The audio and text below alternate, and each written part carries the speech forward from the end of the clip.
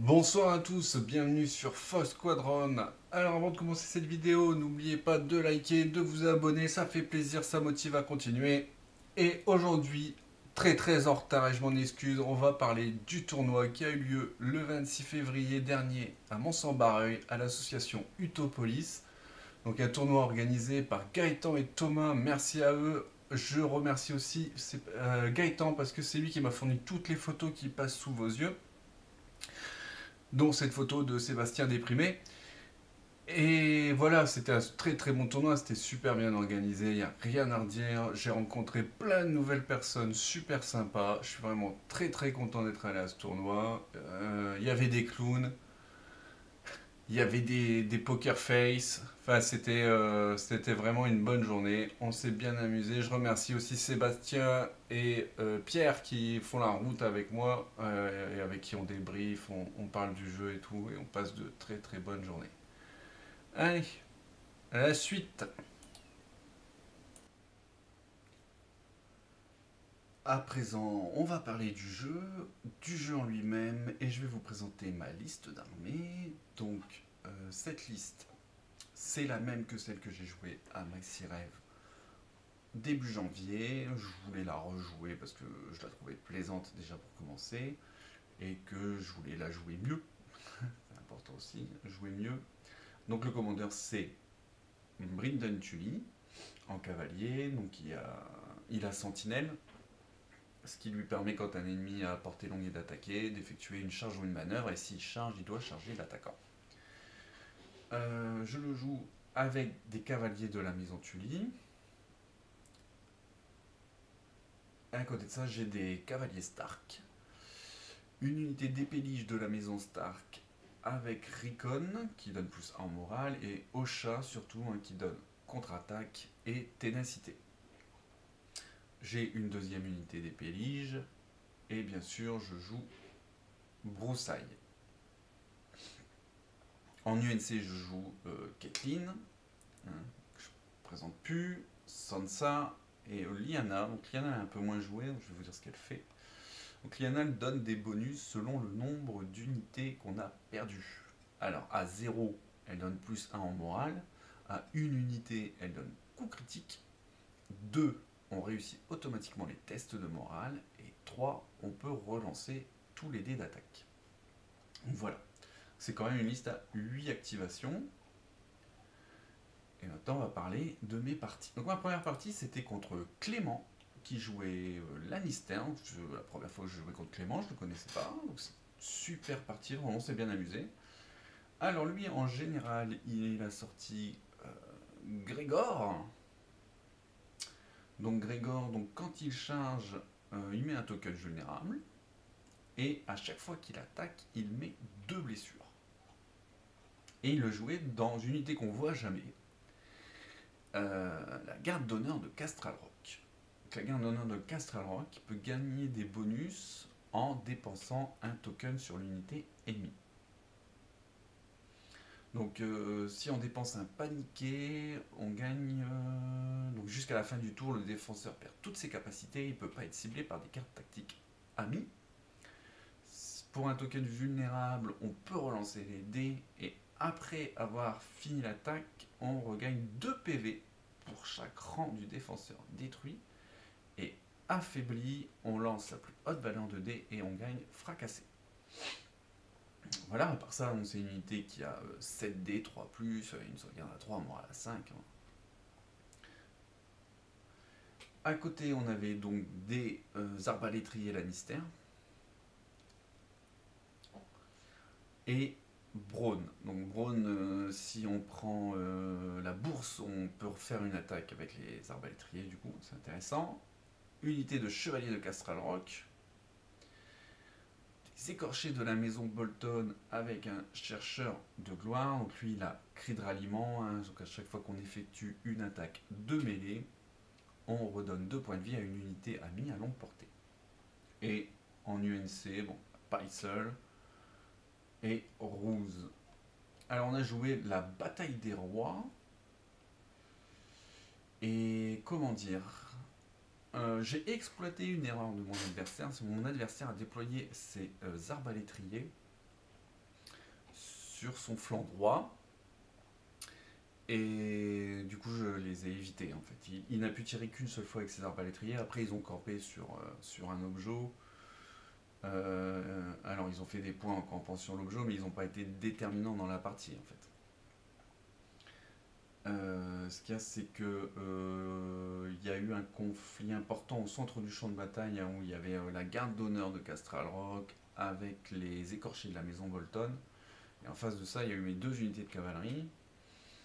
Et puis j'ai réussi à retirer une unité de cavalerie grâce à une retraite et à recharger derrière les écorchés avec une unité d'épée légère, celle de Ricon.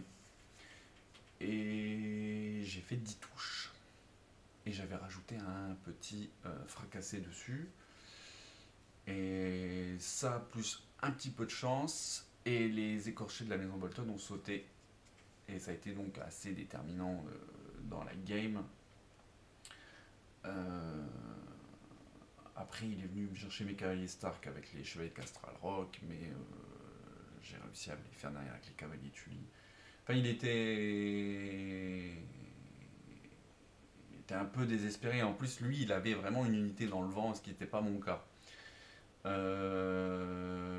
Sur la fin, je tue la garde d'honneur, qui contient donc son général, avec la cavalerie Tully qui contient mon général, ce qui fait que je fais plein de points de victoire. Et ça m'assure la victoire. Voilà. Mais sinon, c'était une partie très très plaisante, hein, sans trop se prendre la tête pour une partie trône de fer. On s'est bien amusé. Clément, c'était quelqu'un de vraiment super agréable à jouer. Je suis très très content de l'avoir rencontré. J'espère que je retomberai sur lui un de ces quatre. Et c'est à peu près tout ce qu'il y avait à dire sur cette bataille, hein. Après, j'étais avantagé par le fait aussi que j'avais 2 activations de plus. 2 activations de plus, c'est beaucoup. À la deuxième ronde, j'ai affronté ma nouvelle meilleure copine, Pauline. Pauline, c'était son premier tournoi, mais c'était pas une débutante, hein. Elle maîtrisait son armée Targaryen. Elle m'a joué une armée immaculée, avec vert gris en général, donc, qui donne un bonus d'attaque et contre-attaque à son unité. Donc vert gris dans une unité de piquets. Donc, les piquets immaculés, ils ont le même ordre que les Albardiers Lannister. Quand on les charge, ils peuvent nous attaquer avant. Et ils ont le même ordre que les boucliers Lige de la maison Tully. C'est-à-dire ils ont le mur de bouclier. Ils peuvent bloquer des touches. Ils sont pénibles. Les Immaculés, ils sont vraiment pénibles. C'est dur de les... Il faut y aller pour les tuer, en fait. Ça a été ma grande difficulté toute la game, c'est que il fallait s'arranger pour pouvoir combiner les attaques, pour pouvoir se débarrasser d'une unité. Ça a été très difficile. Et comme ça, elle jouait une deuxième unité de piquet, et elle jouait une unité de Swordmaster. Alors eux, ils ont 8D3+, déjà c'est violent. Avec précision, ils peuvent toujours relancer les dés d'attaque, et on ne peut pas dépenser de tokens affaiblis sur eux quand ils attaquent. C'est très très pénible. Et ça, elle est jouée avec un officier immaculé qui, lui, en fait, donne une activation supplémentaire. C'est ça son ordre. Il permet de faire une attaque de mêlée ou une manœuvre. C'est une carte qui permet de compenser, en fait, que c'est assez compliqué d'avoir des activations avec les Targaryens. Elle jouait Daenerys en UNC pour pouvoir avoir un dragon. Son dragon, c'était Régale le Goût. Donc ça, c'est celui qui met des jetons affaiblis. Et puis évidemment, Illyrio. Parce qu'il faut savoir qu'il n'y a que 2 UNC en Targaryen. Il y a Daenerys et Illyrio. Et voilà, on a joué Danse avec les dragons. Danse avec les dragons, qui est un scénario que moi j'aime pas beaucoup et je le trouve pénible. Parce qu'en fait, il y a 3 tokens d'objectifs comme dans la bataille des rois, sauf qu'on peut les prendre. En fait, on s'accapare les objets. Mais dès qu'une unité a un objectif, elle voit sa manœuvre, sa capacité de mouvement réduite à 2, et elle peut plus faire de marche. Et c'est fatigant. Alors là, ce qui s'est passé, c'est que j'ai pu prendre le pion objectif sur mon flanc droit avec Broussailles, et faire en sorte que Broussailles soit loin des combats. Et donc, en fait, il m'a fait des points de victoire comme ça, tranquille dans son coin. Et après, ben, j'ai dû affronter cette armée. Il m'a quand même fallu, par exemple, pour tuer le dragon, il a fallu la charge des cavaliers Stark de flanc et 2 unités d'épée légère. C'était un peu compliqué. Ce qui s'est passé aussi, c'est que j'ai fait virer la ligne de front à 45 degrés là, sur mon flanc droit, et donc elle est dû se mettre en face, mais ça a mis son unité de piqué sans option, un peu dans le vent, qui s'est retrouvée sur un objectif, parce qu'il faut bien faire des points, il faut prendre des objectifs, et elle s'est retrouvée donc derrière le reste de l'armée avec pas de move. Et donc j'ai pu m'occuper du dragon et des 2 autres unités immaculées. Mais ça a été difficile, très difficile. Mais on a eu on s'est bien amusé. On s'est vraiment, vraiment bien amusé avec Pauline, c'était cool. Voilà, donc j'espère la recroiser un jour sur un tournoi. Et pour finir, j'ai eu une autre armée Targaryen, et là cette fois-ci c'était celle de Mika. Mika, le président des Squeak, pour ceux qui connaissent. Donc j'avais déjà joué contre Mika, hein, je connais bien Mika, je croise souvent. Donc je sais que c'est un très bon joueur, je sais que ça va être compliqué de pouvoir faire une 3e victoire. Et lui, il me jouait donc Khal Drogo. Khal Drogo, hein, quand il attaque, il met plus une blessure. Il donne plus 1 au test de panique à son unité et moins une blessure en cas d'échec. Donc voilà, comme on joue avec une unité qui a déjà 5 plus de morale, ça va être compliqué. Donc il a joué avec les 100 coureurs de Drogo. À côté de ça, il m'avait une unité de vétérans d'Othraki, une unité assez pénible, hein, puisque quand ils se font attaquer, ils peuvent faire une retraite, et quand ils font une manœuvre ou une retraite, ils peuvent faire une attaque à distance. Et avec aussi une unité d'Outrider, donc c'est ceux avec les arcs, et une unité de piquier avec un officier. Et Daenerys et Illyrio, parce qu'il n'y a que Daenerys et Illyrio en Targaryen. Et comment ça s'est passé? Eh ben en fait, ça commençait plutôt bien, parce que Mika fait une petite erreur avec ses vétérans, il les bouge, il tire sur les cavaliers Stark, et du coup je peux jouer sentinelle de Brynden. Donc en gros je lui dis merde, je le charge, donc ça se passe plutôt bien puisque j'enlève Aran. Mais derrière, il va me charger les cavaliers Stark avec les 100 coureurs et il va réussir à me les tuer direct. Et ça va me mettre dedans. Puisqu'en fait, je comptais sur le fait que mes 2 unités de cavalerie se sont retrouvées devant mes 2 unités d'épée lige. Et ça devait tenir. Puis ensuite, contre-charger avec les épées liges. Et le fait de partir des cavaliers Stark, ça met les cavaliers Tully dans une situation compliquée. Alors que les épée liges sont encore un poil trop loin pour intervenir. Et c'est ce coup de pas de bol que j'ai eu sur les cavaliers Stark qui va me coûter la partie. Et en plus de ça, parce que là je vais perdre 11-2, ça fait mal, je vais lutter tout le reste de la game pour essayer de faire un point sans jamais y arriver. Pour faire un point ou 2 en plus, quoi, pour soigner le goal average pour le classement, et je vais jamais y arriver. Donc voilà, bon, moi j'ai rien à reprocher à Mika, hein, c'est un fait de jeu, c'est tout, mais voilà, c'est un petit coup de pas de bol qui me plombe la game et qui me met dedans, et en plus derrière tout ce que je tente marche pas. Donc voilà. Bon, enfin, c'est pas grave, hein, après c'était super bien organisé, moi j'ai eu des adversaires très agréables, des gens qui connaissaient les règles aussi. J'ai affronté, même si j'ai affronté 2 fois les Targaryens, j'ai affronté 2 armées très différentes, hein, puisqu'en fait j'ai affronté une armée d'Immaculés et une armée de Dothraki. Donc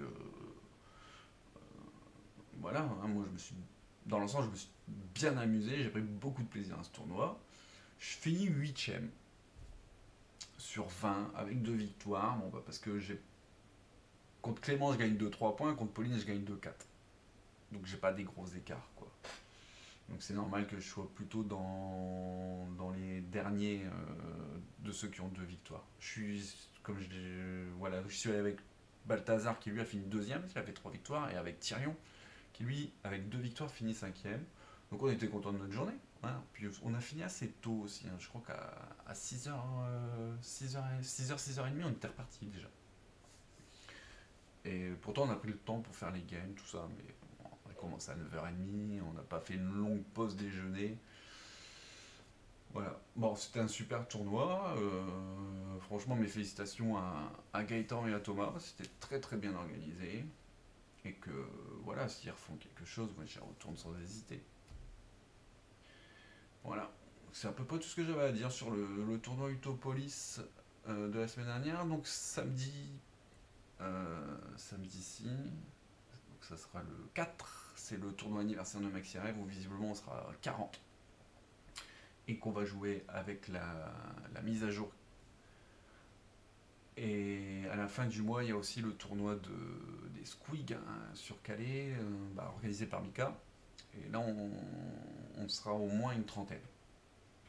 Donc voilà, il y a ça sur le mois de mars. Et après, dans la région, c'est calme. Il n'y a plus rien de prévu, je crois. Donc bon, on verra. Hein.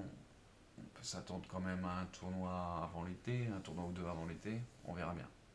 Voilà, en tout cas, merci de m'avoir regardé. Si la vidéo vous a plu, si ce que je fais vous intéresse, n'hésitez pas à liker, à vous abonner. Si vous avez des remarques, hein, n'hésitez pas non plus à faire des commentaires.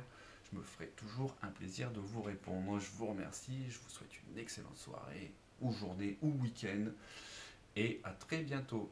Salut!